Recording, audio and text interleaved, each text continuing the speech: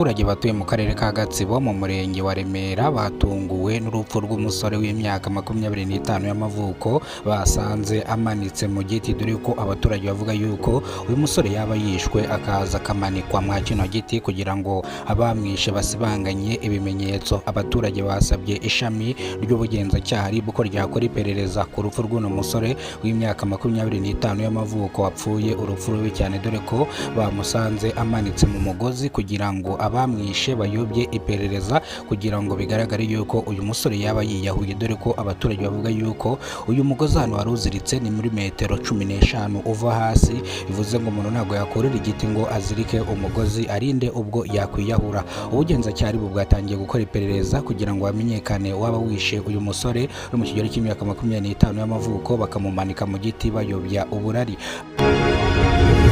Mu karere ka Rwamagana mu murenge wa Kariro abaturage biriwe bashakisha umugabo uri mu kigero cy'imyaka 31 warohamye mu mazi ku itariki zisanga 20 z'ukwezi kwa gatatu umwaka wa 2025. Uyu musore akaba yararohamye mwano mazi ari mu murenge wa Nyakariro agashakishwa akabura. Batunguwe no kubona umurambo wiwe hejuru y'amazi yitabye Imana. Abaturage bavuga yuko uyu musore yaragiye kuroba amafi mwa runo ruzi ruherereye hano mu murenge wa Nyakariro akarere ka Rwamagana, ubundi arangije ararohama baramushakisha baramubura, babwira inzego z'ubuyobozi baramushakisha baramubura, ariko ubu ngo batunguwe no kumusanga ku nkombe yitabye Imana, byo ko bari baratereranye bavuga yuko yenda aba yaravuye mu mazi akahita agenda, ariko batunguwe n'urupfu rwe dore yuko bamusanze ari kureremba hejuru y'amazi. Umuryango we uvuga yuko uyu mugabo yagiye ku itariki 20 agiye kuroba amafi niyataha, bumva amakuru yuko uyu mugabo yarohamye mu mazi baramushakisha baramubura, baravuga ati nimba bamubuze bivuze ngo ubu yavuye mu mazi yagiye ahandi azabagaruka,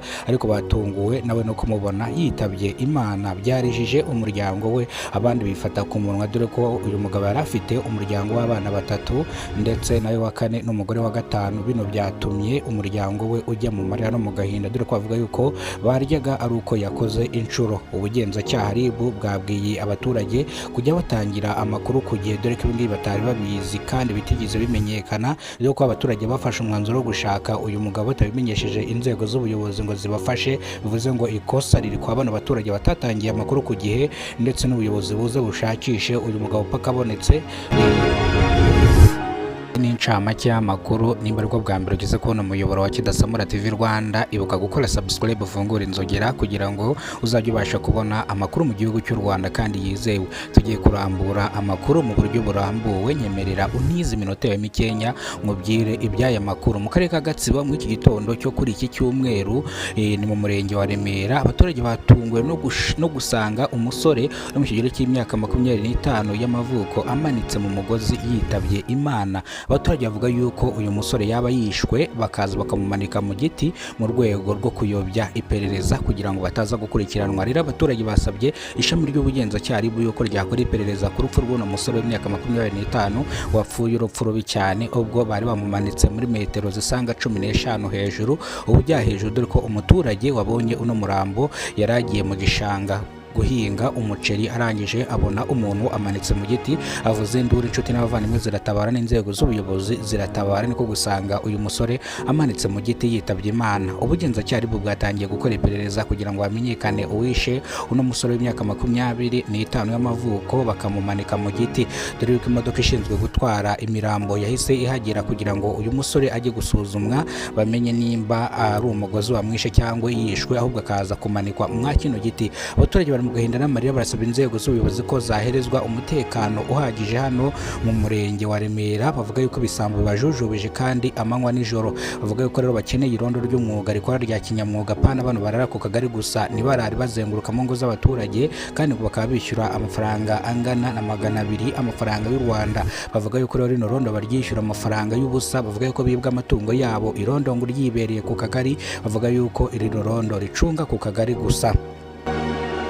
karere ka Rwamagana mu murenge wa Nyakariro kuri uyu wa karindwi abaturage batunguwe no gusanga umurambo w'umugabo w'imyaka 31 y'amavuko yitabye Imana yapfuye, dore ko abaturage bavuga yuko uyu mugabo yaruhamye mwana mazi ku itariki ya 20 z'ukwezi kwa kabiri umwaka wa 2026 baramushakisha baramubura bagira ngo yenda yatashye cyangwa yagiye ahandi, nibwo batuje bagira ngo uyu mugabo yaratashye, nibwo maginganga yagaragaye ku nkombe yitabye Imana, dore ko umuryango we uvuga yuko umugabo kuva yajya kuroba amafi atarigera agaruka, ahubwo agarutse ari umupfu, dore ko abaturage babajijwe impamvu batabibyiye inzego z'ubuyobozi kugira ngo zibafashe gushaka, bavuga yuko bo bakoze igikorwa cyo kumushakisha ku nkombe hose baramubura, nibwo rero bagize ngo yenda yavuye mwana mazi aragenda, kuko n'ubwato yari arimo ntago bwigize bugaragara, bagize ngo yenda yaroze aragenda ajyana n'ubwato bwiwe, dore ko abaturage bakoze kosa rikomeye cyane ryo kutabwira inzego z'ubuyobozi ko ari umuntu waruhamye mwana